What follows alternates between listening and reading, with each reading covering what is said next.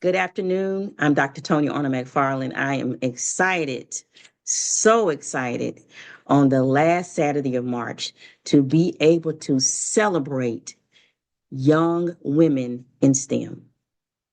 We have young women who are going to speak. We have teen women. We have girls. I'm excited. We have senior, seasoned women all here celebrating. We have males. We have men as well, boys and men, boys to men rather. And I'm excited that we're all going to come together and understand how important it is to make sure our teen women are pursuing STEM. I know quite a few that are on the call. They've not all met each other. Maybe in some form or fashion one day we'll be able to come together in person. But for now, we're going to have a wonderful virtual experience, and I'm going to kick it off, and we'll kind of walk through the slide deck together here. All right. So we have a packed agenda. We may move a few things around as people are kind of coming in and out to make sure they get everything done. But this is basically how we're going to flow. I'm going to basically welcome you. We're going to have a little bit of help from some of our NSBE Junior alums and some of our current members. And we're going to have just a good time being able to understand how we contribute. And even some people who could make it, they sent videos in. So we're going to go ahead and get right into it.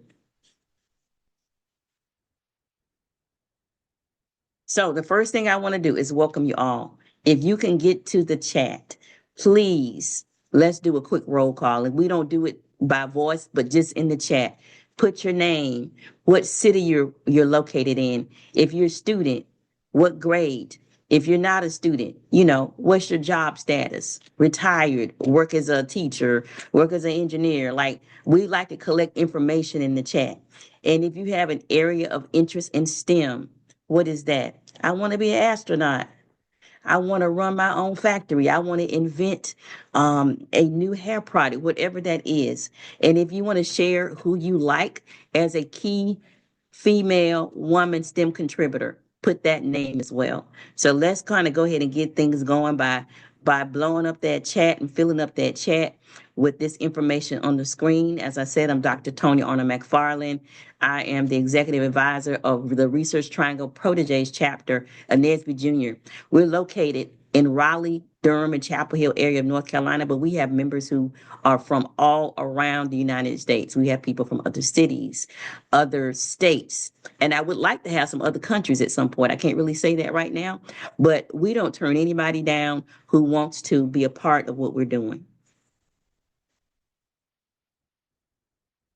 And I'm just going to kind of give you a little bit of background about NSBE. That stands for the National Society of Black Engineers.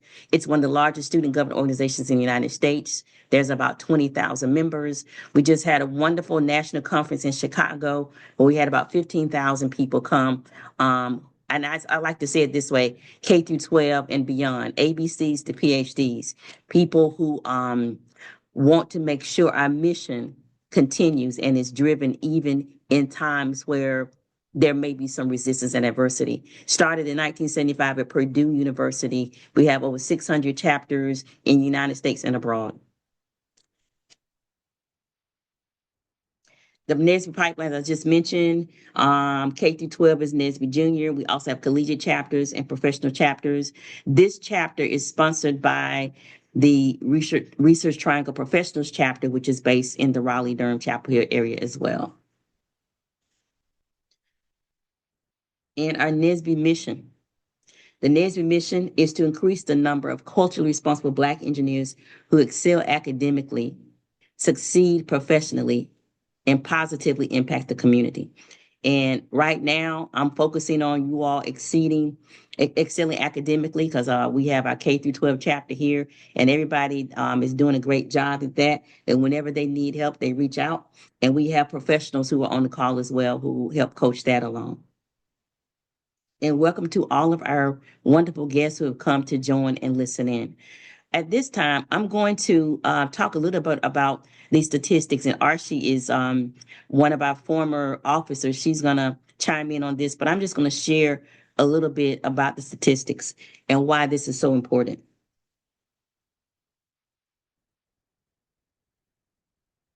Women make up half of the workforce, but only 27% are in STEM careers. Now let that soak in for a minute. Half of the workforce, but only a small portion of the STEM careers. And you, most of you may not remember this, but when I was a child, I do remember some women who did not go into the workforce. They only worked at home.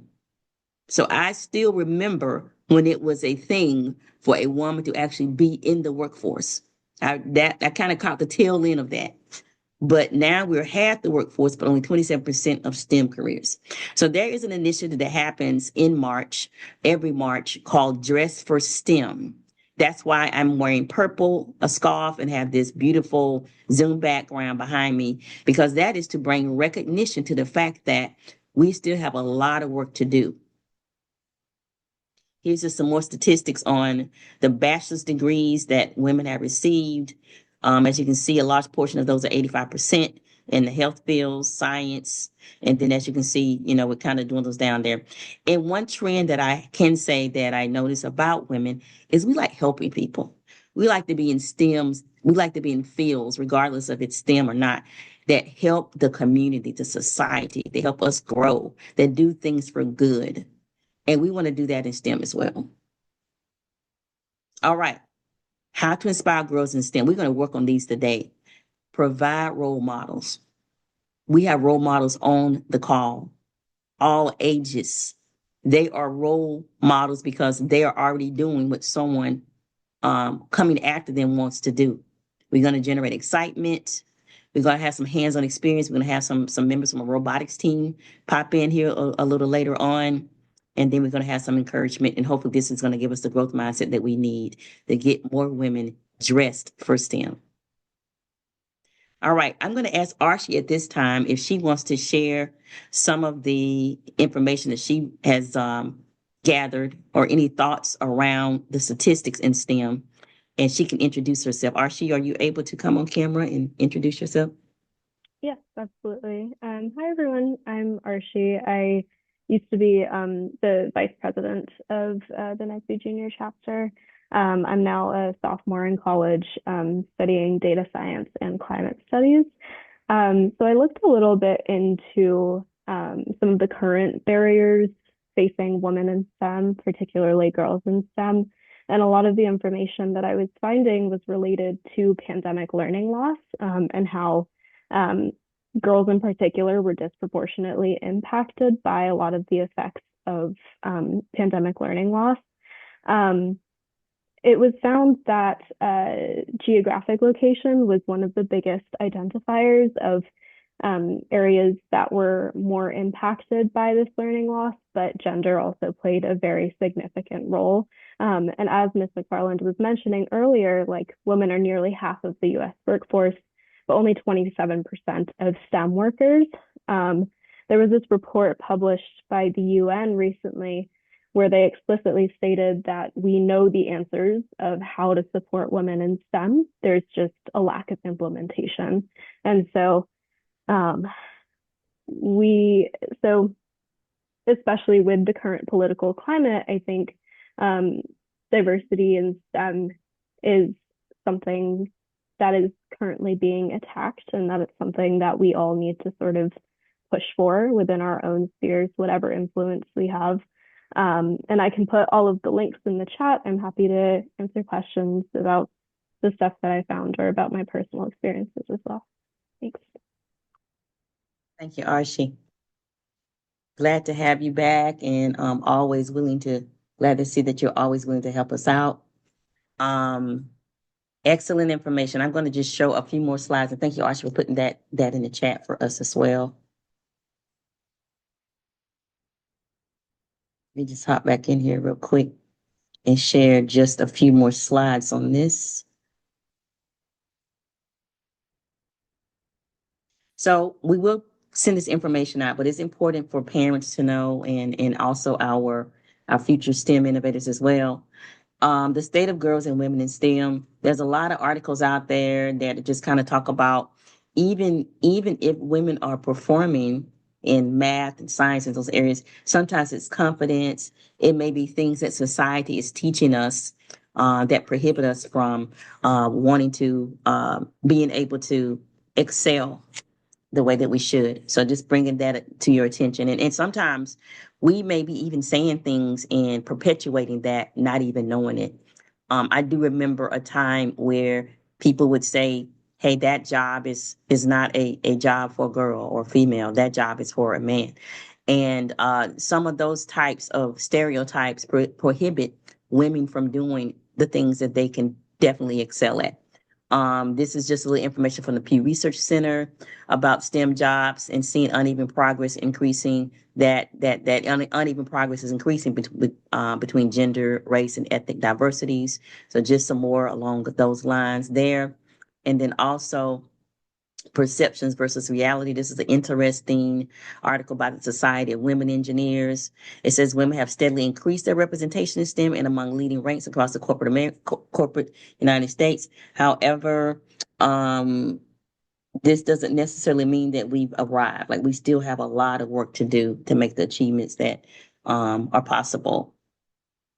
And this is a more recent article from December. I also saw this on the news in January that there was a decline in students falling behind in math and science. That's all students. But also, as you can see, it points out that American eighth grade boys score 14 points higher in math than girls, and 11 points higher in science. So something is definitely happening that is, giving us some calls for uh, learning more, paying attention, and making sure that we're able to change these statistics, which is why we're calling it that today, changing these statistics. All right. So we're going to go ahead now into our Women in STEM tributes. I am going to mention this one. We'll start out, and then Harmony is going to be coming up next. But I'll quick kick it off with this one. Now, Kennedy Stevens is not on today. We had this little debate a few years ago, and she wanted to do Harriet Tubman. I kept saying, Kennedy, I think Harriet Tubman is wonderful, but I just didn't see her as an innovator, a STEM person. She argued me down and said, well, didn't she design the Underground Railroad? I said, yeah, actually she did. Didn't she have codes? I said, yeah, actually she did.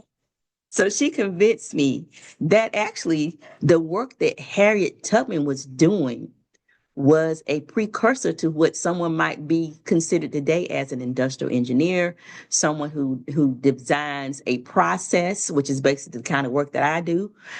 She convinced me that Harriet was a precursor of that. We don't necessarily think of her as a STEM innovator, but she definitely was orchestrating a movement. She had to think that thing through. She had to analyze it. She had to get other people involved. She had to be strategic. She had to hack some things. So the kind of thinking that she was using, she even had codes. She had a security process and system.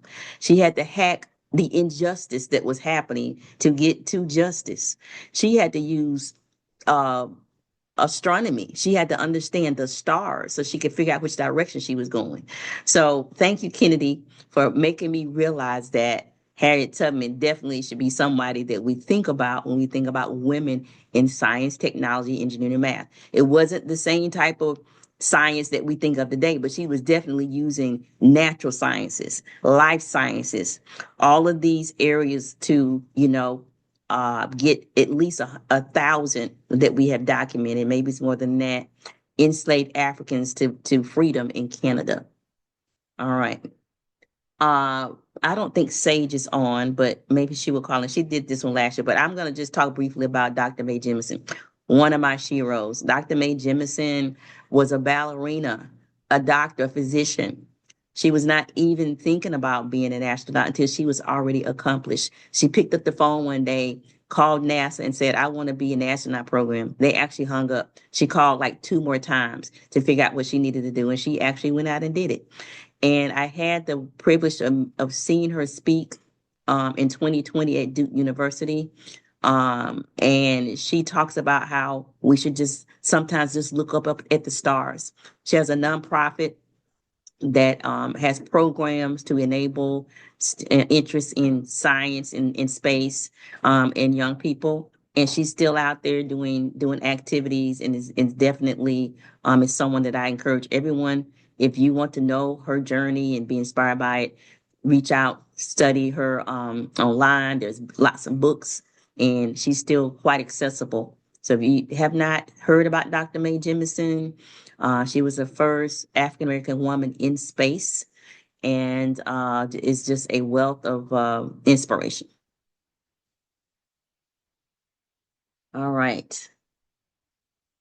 Ellen Ochoa is an American engineer and former astronaut of Mexican descent. She also was the 11th director of the Johnson Space Center, and its first Hispanic director and second female director. She joined NASA in 1988 as a research engineer and was selected to be an astronaut. So definitely lots of we would at one time we're saying hidden figures, but hey, these women are heralded now. They're not hidden anymore. They are public figures. I would say it that way, from their journey in space. All right, and let me see here. Next up, I'm going to ask Harmony if she wants to talk about Katherine Johnson. And I'll just say this, her daughter is Catherine Moore. She actually lives in Greensboro, North Carolina, and I'm hoping that at some point we'll be able to connect with her and have her tell us more about her mother, Catherine Johnson. They have the same name, and some of the other women here you see who are also a part of the Hidden Figures. So at this time, Harmony, do you want to come on, Mike, and talk about Catherine Johnson? Sure. Good afternoon, everyone. I am Harmony Bowman, and I'm in the 6th grade. I'm proud to be a member of RTP NSBE Junior, where I'm learning to dream big, build boldly, and lead with purpose. Today, I want to share why I'm inspired by the amazing Katherine Johnson, a brilliant Black mathematician whose work at NASA helped launch astronauts into space. You may have heard her story in the movie Hidden Figures, but to me, she's more than just a hidden figure. She's a hero. Katherine Johnson broke barriers in science and society. She was a Black woman working at NASA when that wasn't easy. She stayed strong, worked hard, and proved that her mind was just as powerful as everyone else's. She made sure the numbers were right so astronauts like John Glenn could get to space and back safely. Without her, some of the most historic space missions might not have happened. Katherine Johnson was also a member of Alpha Kappa Alpha Sorority Incorporated, the same sisterhood my mom and Dr. Tony are a part of. That makes me feel even more connected to her legacy. Alpha Kappa Alpha stands for service, scholarship, and sisterhood. Katherine Johnson lived all of those. She used her education to serve her country, her courage to break down walls, and her voice to help open doors for girls like me. As a young girl in NSBE Junior, Katherine Johnson shows me that it's okay to be smart. It's powerful to love math. It's beautiful to be a leader and a Black girl in STEM. Her story makes me want to keep asking questions, solving problems, and showing the world what we can do, just like she did. I promise to keep learning, serving, and lifting others as I grow, just like Katherine Johnson and the women of Alpha Kappa Alpha Sorority Incorporated. Thank you for listening to my story, and thank you to the women in STEM who continue to make history every day. Again, I am ready to be one of them. All right. Thank you so much, Harmony. Appreciate that. Very beautifully done. Awesome. All right. And next, I'm going to back up a little bit. I'm going to stop sharing. Sage is on, and Sage is going to present on Bessie Coleman. Is that correct, Sage? And I'm going to pull up a photo of her here real quick.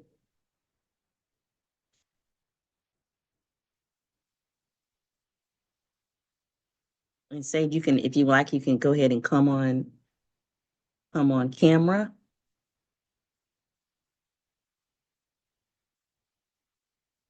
Or we're not hearing if you're speaking. Can you hear me? Yes, we can hear you now. And so I'm Sage Winston. I'm be talking about Bessie Coleman. She was the first black woman to get her license for a pilot, and she went to France to get it because she couldn't get in America. And she is one of 13 siblings, and she tried to fly across the Atlantic, and but died trying doing it. So that's it. I'm going to bring up a picture of her. Did I hear you say, I didn't know that part. Maybe that's something I had missed in the past. But Bessie Coleman was the first to fly across the Atlantic. No, she tried, but yeah. She tried to. Okay, she tried to fly across the Atlantic, and unfortunately, she did not make it. Is that what I heard you say? Yep. Oh, wow. Okay.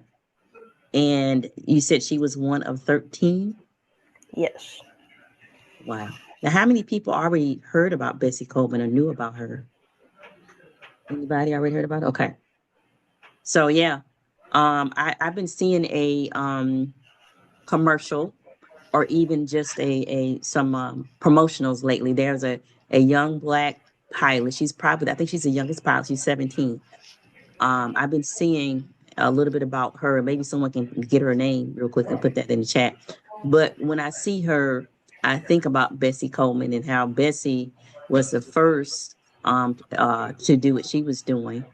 And now we have other women who stand on her shoulders, who are pilots. And because of Bessie, they could be inspired to do what they're doing. So thank you, Sage, for giving us that update on Bessie. Yeah, you're welcome. All right.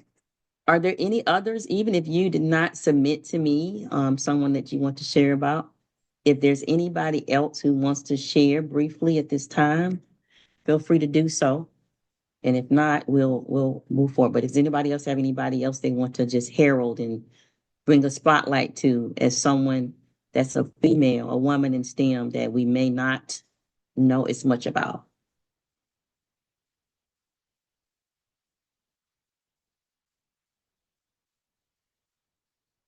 All right. If you think of someone, if you want to do that later on, before we wrap up, we will have time to do it. But what we're going to do next, without any further ado, we're going to go ahead to our guest speaker. Let me get her pulled up here.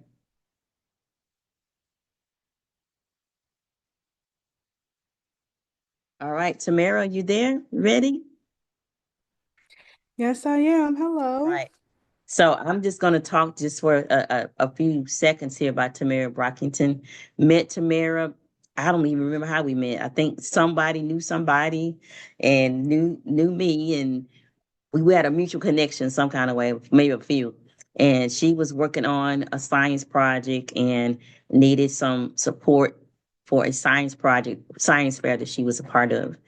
And that's been maybe a year or so, at least about a year ago. And we formed what was called Team Liberty.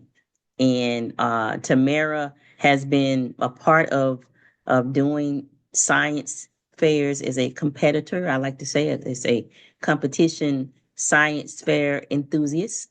And we're going to just talk to her because she is already doing the thing. I mean, she is already out there in the trajectory as a STEM innovator with do-it-yourself activities and putting herself in competitions. But I'm going to let her, if she wants to say a few things real quick, and then we're going to let her show some videos on her side.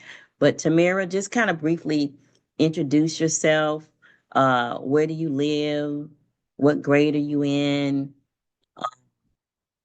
Why do you like STEM?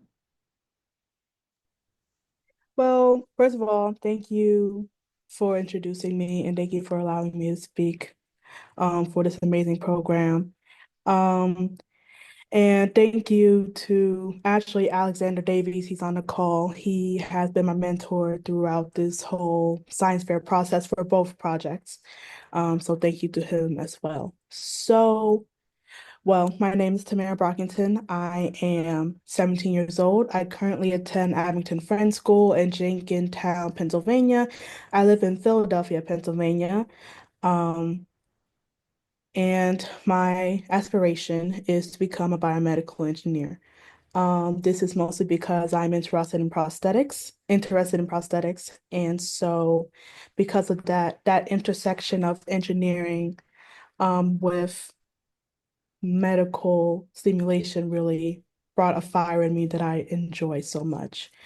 And why I like STEM so much is, well, most of my family's on here. Mom's next to me. And so I've loved STEM ever since I was young. I'm the kid who would just play in the dirt and just find random things. I would just find them interesting. Um, and then in fourth grade, for my first ever science fair, I conducted research on crystal geodes, how they're formed, what specific ones mean spiritually, how they're made. And so what's fun fact about me, I am CEO, and I'm an author as well. So I am CEO of Spiritual Gems LLC, which is my business that I'm using to promote and sell my book. The crystals are all around us. They talk about four main types of geodes, which are agate, quartz, amethyst, and not jade, excuse me, um, citrine. Um, and so because of that, I have just done more research about STEM and really what I wanted to go into. And just what stuck out to me is engineering. It allows me to use different types of engineering concepts and types to really just bring together something that could help humanity, or in this case, person. So that's why I really like STEM. Awesome. Okay. And I know you had a couple of videos. If you want to go ahead and cue those up, get those queued up. Maybe you had a couple of quick little video clips. And your mother is sitting right there, Tamar. You can kind of, there you go. I just wanted to bring to some attention here because she is very much a part of Tamara's journey. I call her the project manager because she makes sure everything is happening in the right time and orchestrating.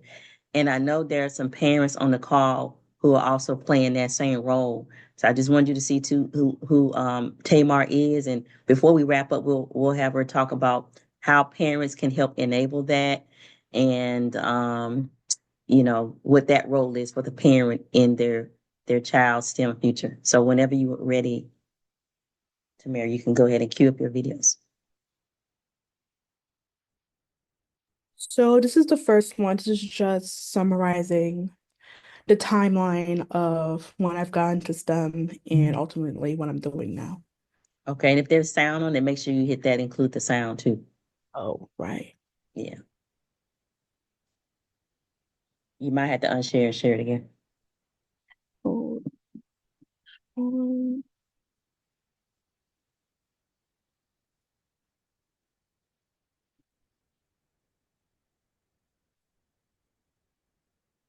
Should be in the left corner. Just try it. Let's see if it's there.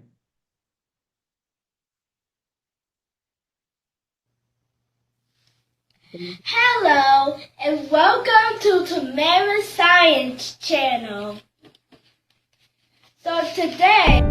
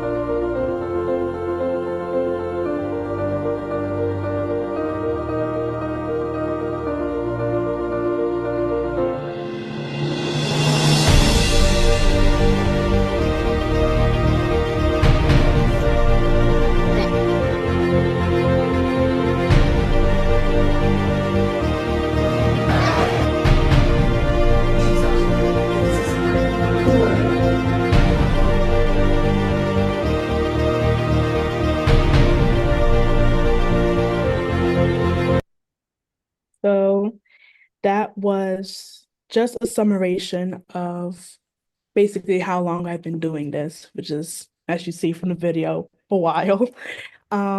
So yeah.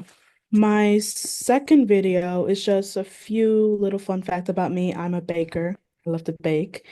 And the third one actually is just talking about I am an animal lover. So I have 4 animals as well.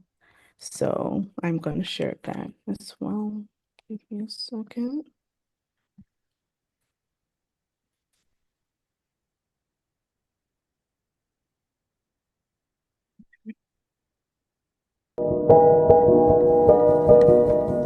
Inside be lost. No can go. Okay, that was really quick. But I have 4 animals, as you saw on the screen. I have my first ever Tasha. She's a Yorkie Poo. She's 9 years old. I have my cat Ari. She's about 4 or 5. We got her in the midst of COVID. I have a tortoise. I have 2 reptiles. I have a tortoise Jade. She's about 2 years old, and I have a snake named Cyrus. So That he's comes about with to. rats. Okay, that wasn't needed. Um, so yeah. And my third and last final video is just about my baking experience, which also my book talks about of how we can use just the chemical molecules in sugar crystals to help them recrystallize on a little string to make rock candy. So if you guys are interested, it is available on Amazon. Um, yeah, okay.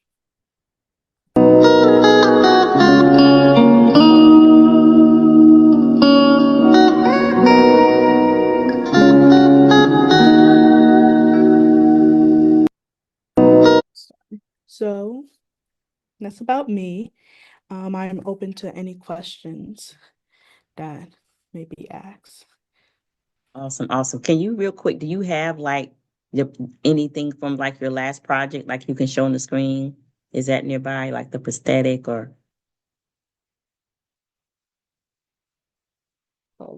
I do have a video. Just let me pull it up real quick. I mean, if you actually have the actual arm itself, if you have like something hands on, that would just be great. I just want them to actually see, some of the work that you've been doing, and I know you also did the fuel cell project as well. Well, the fuel cell car is up and away now, but my bionic arm, let me just tell you about it since my mom's going out to get it. So the reason that I created this bionic arm was to address affordability and durability. So the affordability part is because of what's happening with Medicare, the changing landscape, and also with the cost of materials being raised. It's difficult to expand the gap. If anything, it's getting smaller of how much money one can spend on a medical device such as bionic prosthetics. So most with just metals and nylon cost about $40,000, like just thousands of dollars, like just on top.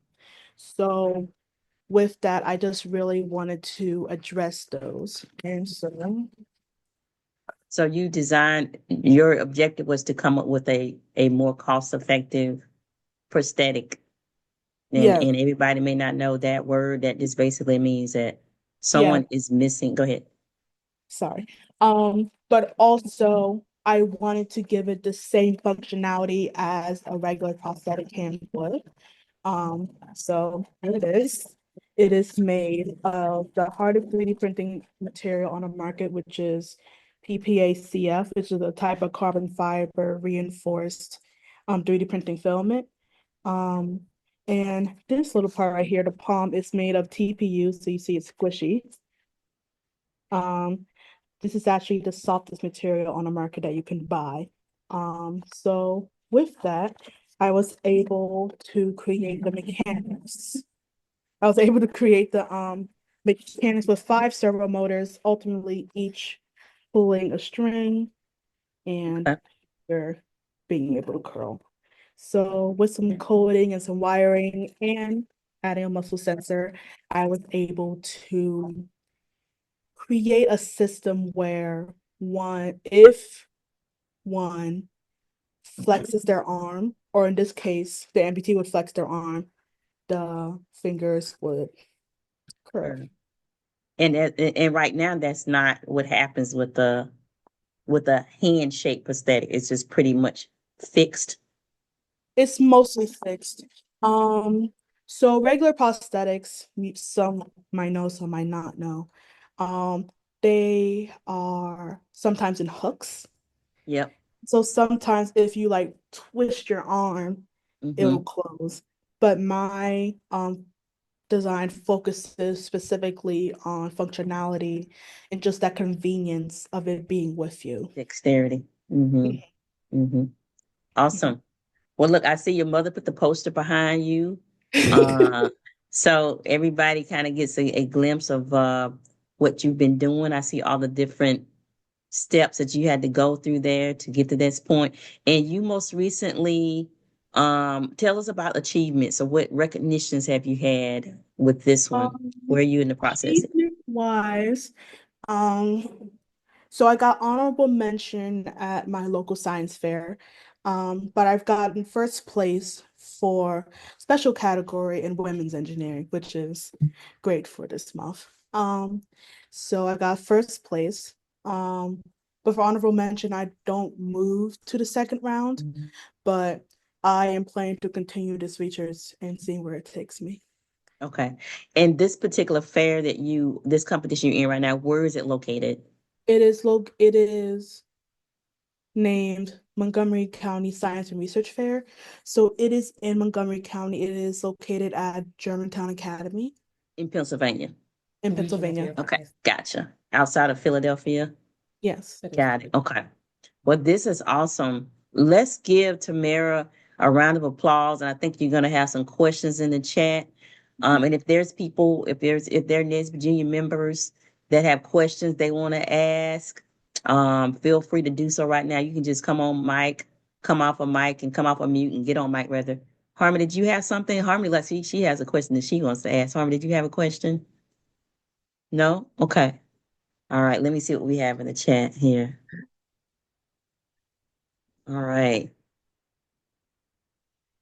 I'll just see what questions we got in the chat. Tamara, you Hello. mentioned that current pricing for the prosthetic devices that are on the market today can be quite expensive. Are you comfortable sharing how much, just in an estimated range, how much it will cost you to produce a limb such as what you did for the fair? Sure. With my research, I actually conducted a cost analysis, just Mm-hmm. summarizing how much the production of this actually costed. So off the top of my head, it was around $800 Okay. to create one. Um, and I I actually researched the average amount of the cost of materials for a regular one, which is about 1,050. So I was Mm-hmm. more affordable by $200. With that information, I compared it to 3 um companies that pursue the same topic, like Mm-hmm. 3D printed myoelectric. Myoelectric just means muscle electricity generated prosthetics. So Mm-hmm. my so I looked at 3 companies which were Psionics, True Limb, and Open Bionics. Um Psionics was about $40,000. True Limb was about 7,000 and Open Bionics was about 6, if I'm right. Mm-hmm. Yeah. Yeah. And so basically with that data combined, I was able to see that if I'm on the track that I am on now, my prototype can be one of the cheapest on the market. Okay. Okay. Awesome. So we'll Awesome. support you in any way that we can, my darling. We're so Thank very you. proud of you. Awesome. I do want to have her mother, Tamar, and also Coach Alexander Davies, if he's on, if he wants to come on camera, because they've also been a part of Team Liberty. And I don't know if John Winstead is on. He was a part of some of the early conversations as well. But Tamara, I'm sorry, Tamar, I get your names mixed up. Any quick advice you want to share to parents who are supporting the STEM future of their son or daughter? Any advice, I guess? I guess for me, the first thing that comes up is village. You know, it really is about just leaning in and finding and creating a support system, an emotional support system for you and your child, and also one that is filled with people who are in this space, especially if it's not your space. I'm a cosmetologist, so I do not understand what my daughter is talking about when she is in the depth of innovating. And it has been beyond a blessing for me to be able to have connections with persons like you, Dr. Tony and Alexander and John Winstead. I'm so happy to see that you're on here. And to be have been able to secure opportunities just with people in the space that can help her brainstorm and think as an engineer. You know, I can help her problem solve, I can give her life skills, I can help her think around a thing. But there is something to be said about just as Tamara prayerfully is pouring into some of the younger children, aspiring STEM enthusiasts I see on here and speaking to them in a way that they may hear differently than if mom is saying it or grandmom is saying it. It speaks volumes for our children to just be in that direct space. Um, and to also just have the support of the family village. You know, I would not be able to support her the way that I do if it was not for our family, you know, and the people who have um, supported me when I'm exhausted, you know, support Your her backup. when she's Okay. frustrated, encouraged us both, poured into us, gave direction, you know, and who also have space. You know, she's a first generation, from me, college student, you know, so just some of that pathway, I just don't know. You know what I mean? And, you know, to have people, you know, in her life who have that firsthand experience and who just love her to help us navigate that path has been beyond what I could ever ask for. Well, it's been wonderful. I'm going to let Alexander, who's probably spent the most time with you, that out Mhm. of all of us. Alexander, anything you want to add or say about this coaching experience? And if there's anybody else out there who wants to do what Tamara is doing, what would the coach tell them to do? Alexander is an amazing person by himself. Now we can have a whole nother program on him, but Amen to that. he can quickly introduce himself and then answer that question. Yeah, it's thank you again for that. It's really been an honor to be her mentor. I've learned a lot from her and Miss Taylor. Some of our meetings, like I'm supposed to be the mentor, but Tamara's just doing her own thing when she's figuring things out, and then Miss Tamar is schooling both of us, you know. So we're learning from her. She's a powerhouse. But background on me, I am a mechanical engineer, graduated back in 23, and currently I just moved to Missouri from Illinois, working at Honeywell as a hardware engineer. Um, And again, background, college, mechanical engineering, studied in Chicago, Illinois. And I got introduced to Tamara back in April of last year when I was living in Georgia and hit it off. They introduced to me the project that they were working on. And off the bat, I'm like, this kid's brilliant. You know, she's a definition of when talent meets hard work. And she's dedicated. You know, she puts in the time, the hours, because she just has a love for it, a genuine love for it, which makes it um, so much easier to excel. And again, with the support system that they've built up, um, you know, I'm just a minor cog in the wheel, you know, trying my best using the knowledge I have on research to help her. And for the most part, it's just she has the technical expertise, no doubt. I'm more there for kind of like emotional support as well, you know, just to, you know, help pick her brain, help her walk through her own thoughts, you know, just organize things a little bit. And she has met and superseded every goal and expectation that she set for herself, her mom said, and like the competition she's been a part of. And her work speaks for itself. I could talk about Tamara for days. I'm so proud of her. And yeah, like I've learned a lot from her. It's been an honor to be her mentor. And yeah, I'll always be around in case you need something. And yeah, that's my little spiel. And maybe there's some other students out here. Maybe they want to start doing some hands-on projects and get involved. And next up, we're gonna have Sigma Corns. They're gonna do our STEM lab for today for the rest of the time. But I think you all get it. You need a village of support. You have access to people through our NSBE network. We're in different cities, different states, but we make it happen. We make it work. And each one reaches one and teaches one. You know, someone had to reach out and help me. I have mentees on the call, and now my mentees have got mentees. So, and now it's time for Tamara to get a mentee. So that's the next level of this. So that's how it works. You get you everyone who is receiving is giving. So that's how it works. Well, I'll add look, a little something to that. Sorry to interrupt. go ahead. Go The ahead. context, Dr. Tony's my mentor. So just all full circle on that.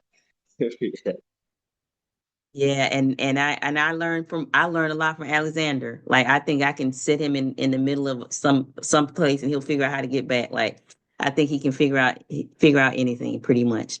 So but anyway, if you happen to come at Ace Tutoring, Alexander is going to be the person there that can figure out any math problem, any science project problem. It might be late, but he will get it figured out. Okay. He will get it figured out. Well, look, let's give Tamara a round of applause as well as Tamar, her mother. Thank them for coming. We appreciate all that you're doing. Keep us posted, Tamara, on what's going on. And sounds like we might need to be doing a podcast because I like that little science show that you had in there on that Dr. video. Tony, Yes, go ahead, share. someone wanted to share something about Tamara. It was in chat. Hi. Oh, Hi. okay. Oh, Sure. I'm sorry. Let me see. Oh, Okay. oh, wait a minute. Is this? Oh, wait. Let me go back. I'm sorry. How do I get back?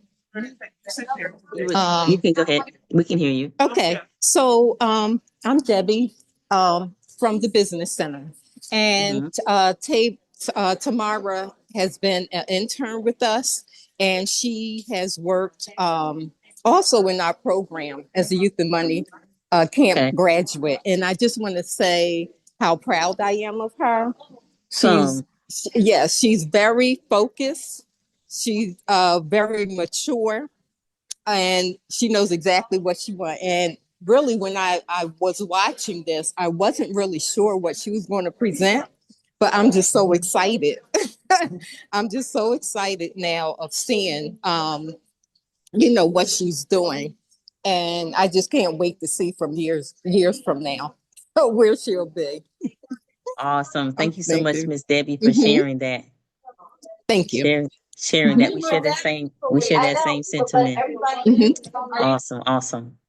All right. So now that we've all been inspired, I'm going to ask the Sigma Corns if they would come on, and they're going to give us a little bit of a lab today, and pretty much for the rest of our time. We'll probably save about 5 minutes at the end for a quick video and some announcements. But at this time, if they want to go ahead and come on screen, and I'll let you all take it over from here. Yeah. Hi, thank you so much. Oh, June's going to share her screen. We have a little slideshow today with our activity, and yeah, then we can get started.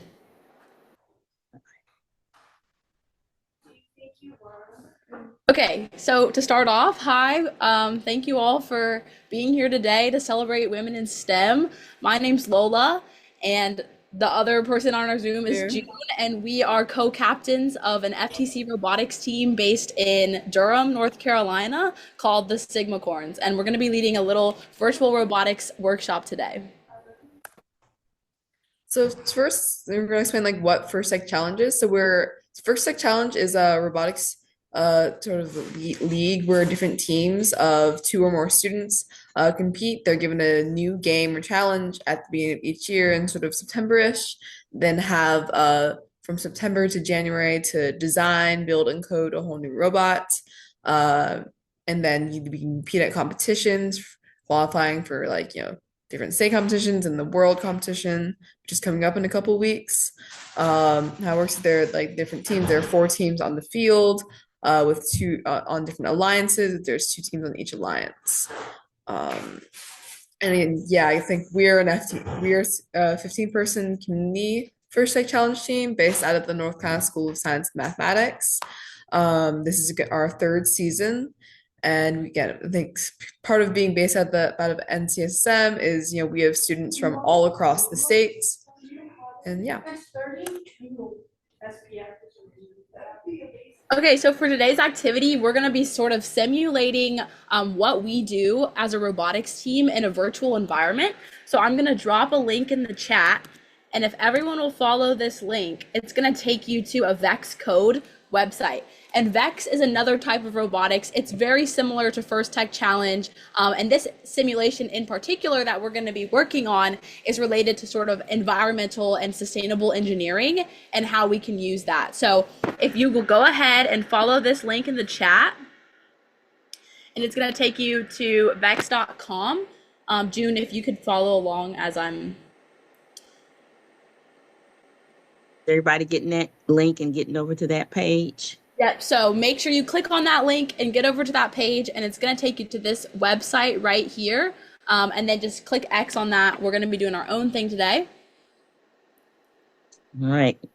Is anybody having trouble getting over there? Just want to make sure everybody's getting. Anyone having trouble? If not... All right, go ahead, Lola. Okay, so what I want you to do is in the top right of your screen, there's going to be a little icon that says Select Playground. You're going to click on that, and you're going to scroll down to the coral reef cleanup. And that is the virtual environment we're going to be working in today. So it's sort of simulating a robot that acts as like a vacuum on the ocean floor, and it's working to clean up trash. And what we're going to be working on today is using block coding, which is essentially, it's a coding language that takes, our normal understanding of Java or even Python and puts it into really easy to understand blocks that you can put together like puzzle pieces. And so in this little environment, you can see the robot is this little yellow box and the ocean floor, and then you can see different trash that's laid around. And what we're going to be using is the blocks to be able to have our robot drive around this ocean floor and pick up the trash. And it's really funny. So our robotics challenge this year is also themed ocean. And so what our robot does on the field is we also have to drive around and pick up little specimens and remove them from different parts of the field to put them in boxes off the field. So it's very similar to this virtual environment we have here. So June's going to demonstrate how you can get the robot to move around, and then I want you guys to play around with it for a few minutes and see how much of the trash you can pick up off the ocean floor. So using the yellow when started block that's already on the screen, I want you to take a drive forward for 200 meters block and connect it to that. And so now you've essentially programmed your first bit. And if you were to run the simulation right now, if you press the play button, the robot would move forward 200 meters. Oh, but you didn't quite make it to the trash. So we need to think about, okay, if 200 meters didn't quite get to the water bottle, how many meters would we need? So maybe let's try 800 millimeters. So if June runs it again, will it get to the water bottle? It got to the water bottle. Okay, so we've picked up our first piece of trash. So you can sort of see how this works. And I want you guys on your own screen to play around with it. And you can use different features like the drive forward, the turn right, turn left, rotate, to see how many kilograms of trash you can pick up off the ocean floor. And if anyone has any questions, feel free to type them in the chat. And then after a few minutes of you coding your simulations, we'll see who can get the most trash picked up off the ocean floor. And if June, if you want to work on it while they're working on it so they can sort of see. That'd be great.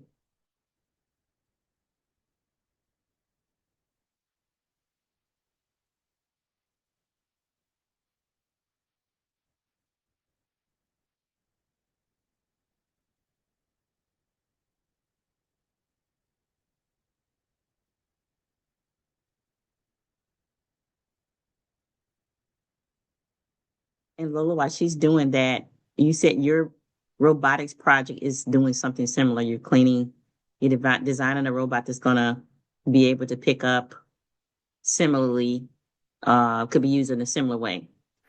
Yep, so our challenge this year is very similar to this challenge, but our robot, and then I have a picture on the next slide of what our robot looks like this year, but we're picking up specimens off the field. So June talked about the field that we're driving our robot on, and there are these little blocks that are called specimens and samples. And so we have to pick those up, and we either have to move them to bins that are on the sides of the field, or we have to hang them on a structure in the middle of the field. And so similar to how this robot, we're looking at the programming aspect of it. So how does it actually move? But in terms of the engineering design of the robot, well, how would we be able to pick up a block or pick up a piece of trash? So that's something we had to think about in addition to programming our robot. And so we have a really unique intake mechanism that sort of acts like a vacuum to pull in these blocks. And then we have an outtake that'll connect to the blocks and then deliver them into the bucket or hang them on the surface in the middle of the field. And so there's a lot of different ways that we could have done this challenge and have completed this challenge, but through teamwork and collaboration and working through the engineering design process, that's sort of what led us to that design. Awesome. All right. How's everybody doing out there with this? Hopefully we got some clean oceans out there. Does anyone want to share how much trash they've been able to pick up so far? I know June's working on it, so we're going to see in a second what she's able to do, but she's got a lot of blocks in there.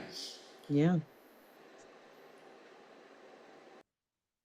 I might throw in a little prize for the person that's picked up the most.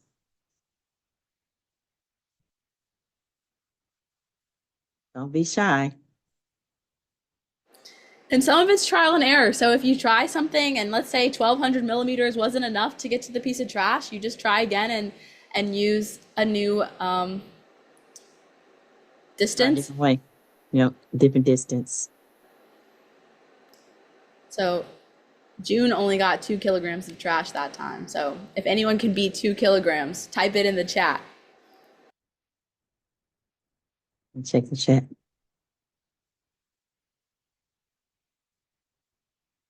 I see Nathaniel. I think it goes by Nate is enjoying this. Got some comments from Nate in here.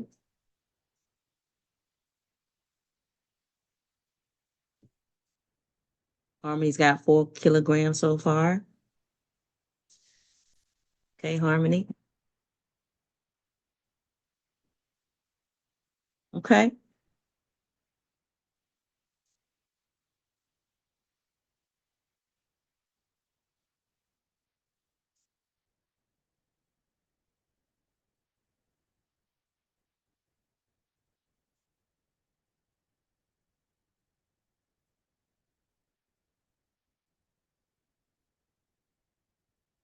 And if anybody has questions for Lola or June while they're doing this, feel free to ask questions because as you're playing this game, you're basically learning how to code.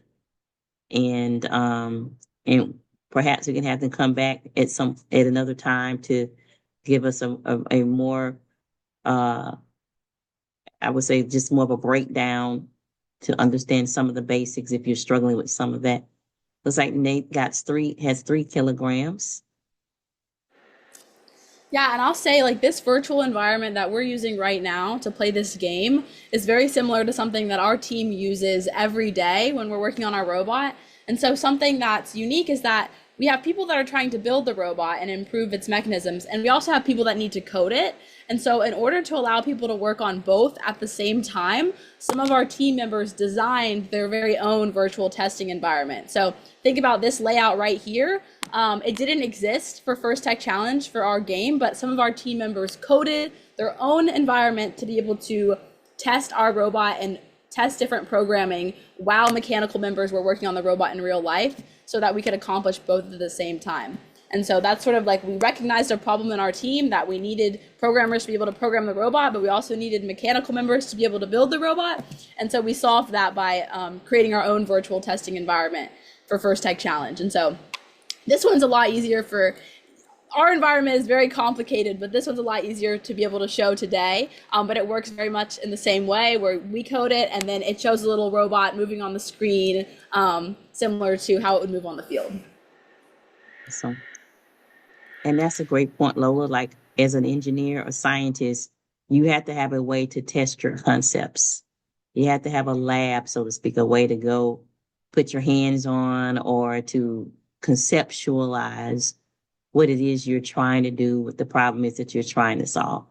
And it's not going to happen necessarily very quickly. You may have to do some trial and error, do some analysis to think through the best way to solve something for the requirements or the criteria, the purpose that you're trying to get the outcome that you want. So that's very important as a scientist, as an engineer, that you have the patience for that and the resilience to do it and to work with other people.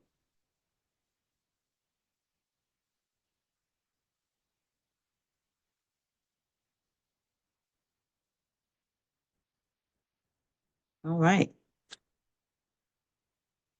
Okay, June, if you want to head back to the slideshow and we can sort of, if anyone wants to share how they did today. Oh, next slide.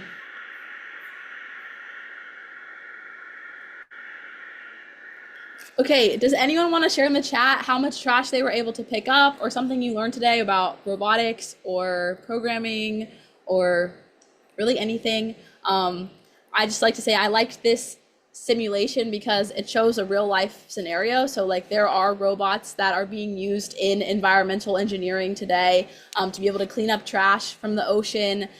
There are tons of applications outside of, you know, just competitive high school robotics. So I actually never really wanted to go into engineering. I want to be a neurosurgeon, but robotics is so prevalent in neurosurgery and in surgery today. And so I found a lot of connection between both medicine and engineering and robotics. And so there's a lot you can do with that and see how you can apply it to real life. So let's see, we got 9 kilograms. Good job, Harmony. 7 kilograms. Jaden. Nathaniel got 6.5. These are all really good. Awesome. And so I encourage everyone to like play around with that website. There's a ton of other activities to learn about block coding. And if you're interested in learning more about programming or robotics in general, engineering, learning more about, you know, some of the other things that we're involved in as, you know, women in STEM, that's our website on the screen right there. I can also send the link in the chat and you can learn more about our team. And then we also have a chat box that you can send us a message and it'll come directly to June and I, and we're happy to answer any questions you have or how to get involved in robotics, anything like that. June, do you have anything you want to share? I think you covered most of it. Awesome. And also, I don't know that everybody knows where you go to school or where you locate. I think you said Durham, but just tell them a little bit about where you go to school. Yeah, so we attend the North Carolina School of Science and Mathematics. It's a residential high school for 11th and 12th graders. I think if anyone's like, I don't know how old everyone here is, but if you're interested, it's a really cool opportunity. So it's a STEM focused high school, so it has a lot of different opportunities, such as, the robotics team that we're part of. And it's an amazing way to like get like I think I would definitely recommend checking it out. And I think there's also like the school also runs like summer camps and other programs for younger kids, help people get involved in STEM. And yeah. And if you don't mind, put that in the chat, like if there's a website for the school. Oh yeah, ntsystem.edu. I think that's it. Right, and they had astronaut. You had an astronaut that went to your school too. We do. We have an astronaut, Christina Cook. I think she's about to go back up in space pretty soon now, but she came and talked to us this year actually, and she's amazing. We've had a ton of people involved in engineering, space, whatever that may be. So I know I want to go into medicine. June wants to go into. June's still figuring that out. We're both seniors, so figuring that out very soon, but. Got it. Any colleges you're thinking about already? I think we got almost all of our decisions back. Since we're in state at the North Carolina School of Science and Mathematics, if you're from North Carolina, I really encourage you to check this out. But we get automatic acceptance and free tuition to any UNC system university. So UNC Chapel. Say that one more time. I don't know if the parents heard that. Say that one more time. Louder. So if you are from North Carolina or you've lived here for the past 2 years and your kid wants to come to this school for their junior and senior year and they are accepted and then they graduate from the residential program, you get automatic acceptance and free tuition for 4 years of your undergraduate studies at any UNC system university. So that's UNC Chapel Hill, NC State, UNCW, App State, whatever that may be. So UNC Chapel Hill is definitely at the top of my list because I get to go there and I don't have to pay any tuition. And so as someone that wants to go into medicine and I have a lot of school ahead, it's a great place to get started. But yeah. And so we have a lot of students that head to state for engineering. I know June is considering that as well. So there's a lot of options there. Awesome. Wonderful, wonderful. Let's give the Sigma Corns a round of applause. Thank you, ladies, for representing women in STEM and showing us about robotics and programming and sharing all the great work that you're doing over there. Thank you for your return visit and helping us out today. Appreciate it. Always glad to see you. Thank you. Have a good one. All righty.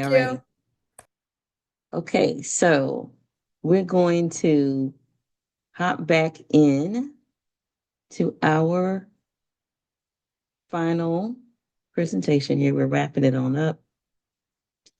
Oh, let me see. Got one more thing I'm going to share before we do that. Actually, Kennedy is actually, she sent a little video here. She was not able to come today, but I'm going to share it on the screen and you'll be able to hear it here. So, a second.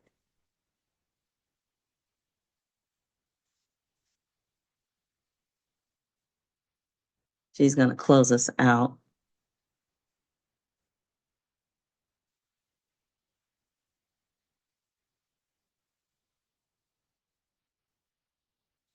Let me share the sound this time.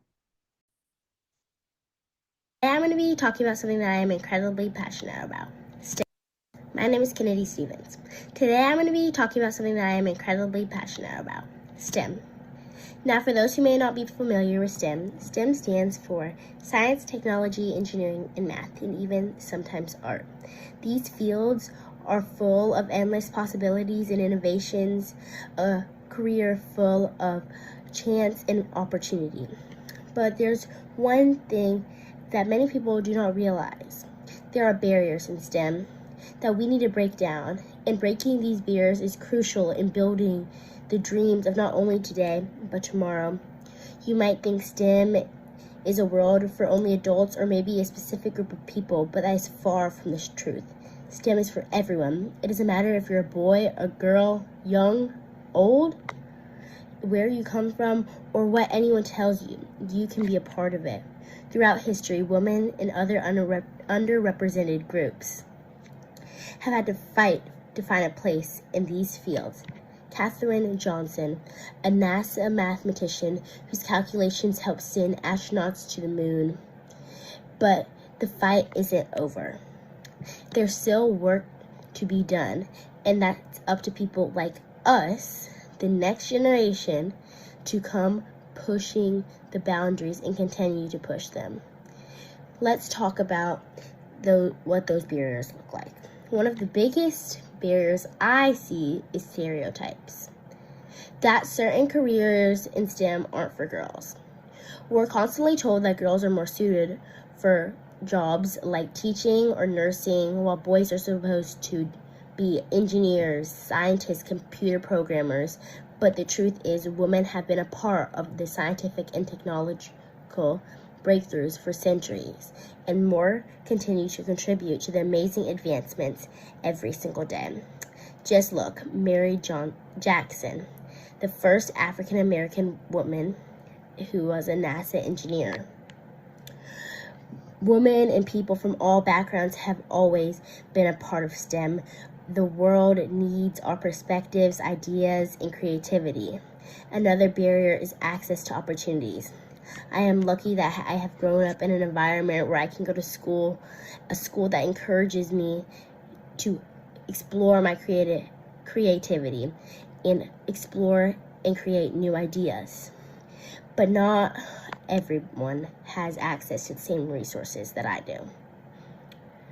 That there are kids all over the world who are passionate about STEM but cannot pursue it because the barriers that hold them back. But there's one final point I want to make. STEM isn't just about technology and equations.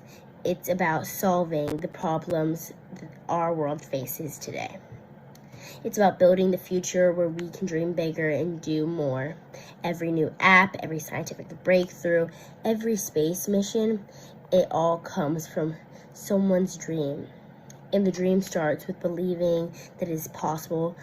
And I want to be a part of a generation that believes in its power to make a difference. In the end, breaking barriers in STEM isn't just about improving technology and creating inventions. It's about building a world where everyone can dream and take flight, where every girl, every boy, every person of every background can see themselves as a scientist, an engineer, a mathematician, a tech leader, and all it took was one dream.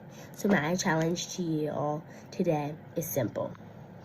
Let's keep pushing the boundaries to farther than they have been set and break down the barriers that have been putting us back for so long.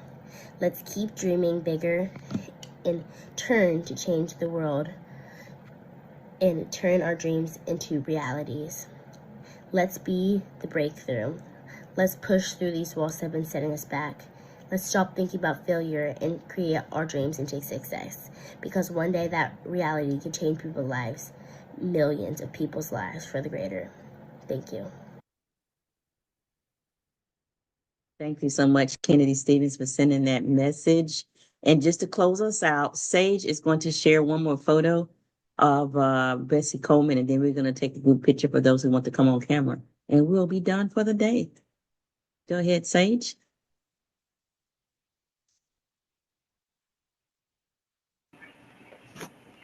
There's a painting I was working on. It's not done yet, but okay. Oh, this is a painting that you were doing. Oh yeah. wow! Can you put more on the camera so we can see a little closer? Oh, so this is a painting that you were making for Bessie Coleman? Yeah, it's almost done. Bring it up. Show it up. Show it again. Bring it up a little closer. We can see it on. Wow, that's nice. Thank you, Sage, for sharing that. Wonderful job. Appreciate you. You're gonna have to take a picture of it and text it to me as well, so I can have it on my camera on my phone. Appreciate it. All right. Well, we've had a wonderful program today. I actually would like to get a photo of our group. So if those who want to come on camera do, I'm going to snap one real quick. I'm going to put my camera in gallery, my computer in gallery mode. And everyone who wants to be a part of our 2025 Women in STEM, I salute the young women in STEM. All of you. I mean, there's some who I didn't get to recognize. My cousin Taylor is up here. She's a data scientist. I see Joser's here. Joser is going to be a strong ally to women because he's raised by a strong woman, and I know that he's a little scientist himself. So everybody who wants to come on camera, go ahead and do so, and we'll take this picture. So I'm gonna give you like 5 seconds. 5, 4, 3, 2, 1. Okay, we're getting ready to take it. Got it. Did I miss anybody? I think we got everybody. We got everybody. Awesome. Well, with that, have a wonderful day. There are some announcements. I will shoot them out in email. If you want to follow and see what all we're doing and get on the distribution list, just reach out to me. If you're on Facebook, you can follow United Shades of STEM. That's how you can see everything that's coming up. Next Saturday, I will say there's a lot going on. I just don't have time to go through it all.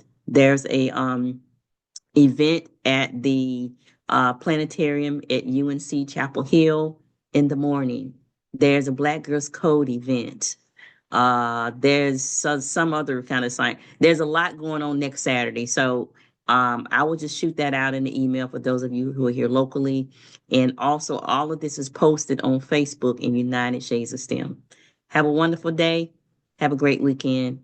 And hopefully, you had a wonderful Women's History program today. Thank you.